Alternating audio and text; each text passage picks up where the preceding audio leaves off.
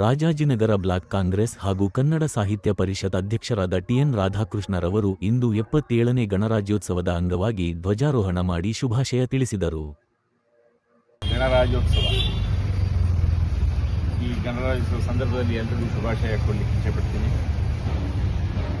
ಸ್ವಾತಂತ್ರ್ಯ ನಂತರ ಏನು ಅನೇಕ ಮಹನೀಯರು ತ್ಯಾಗ ಬಲಿದಾನಗಳ ಅಡಿನಲ್ಲಿ ಸ್ವಾತಂತ್ರ್ಯ ಬಂದ ನಂತರ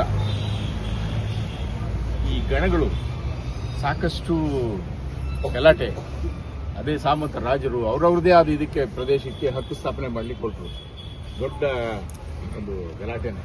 ಅಂಥ ಸಮಯದಲ್ಲಿ ನಮ್ಮ ಧೀಮಂತ ವಲ್ಲಭಭಾಯಿ ಪಟೇಲ್ ಅವರ ಎಂತಹ ಧೀಮಂತಿಕೆ ಅಂದರೆ ಎಲ್ಲರನ್ನು ಒಗ್ಗೂಡಿಸಿ ಗಣತಂತ್ರ ವ್ಯವಸ್ಥೆಗೆ 1950ರಲ್ಲಿ ಈ ಒಂದು ಇಡೀ ಒಕ್ಕೂಟ ವ್ಯವಸ್ಥೆಗೆ ಎಲ್ಲ ರಾಜ್ಯಗಳನ್ನ ಸೇರಿಸಿ ಒಂದು ಇಡೀ ದೇಶದ ಅಡಿನಲ್ಲಿ ಎಲ್ಲ ರಾಜ್ಯವಾರು ವಿಂಗಡಣೆಗಳಾಯಿತು.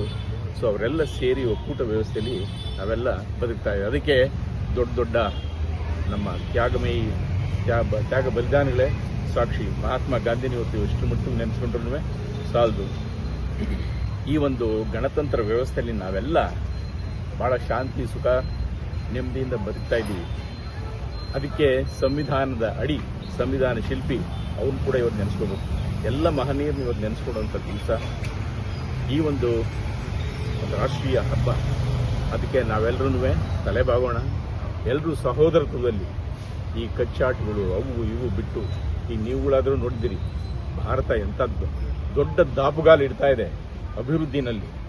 ಸ್ಪೇಸ್ ಟೆಕ್ನಾಲಜಿಲಿರ್ಬೋದು, ಆಮೇಲೆ ಆರ್ಥಿಕತೆಯಲ್ಲಿ ಇನ್ನೇನು ವೆರಿ ಭಾಳ ಹತ್ತಿರದಲ್ಲೇ 3ನೇ ಅತಿ ದೊಡ್ಡ ಆರ್ಥಿಕತೆ ಇಡೀ ಪ್ರಪಂಚದಲ್ಲಿ.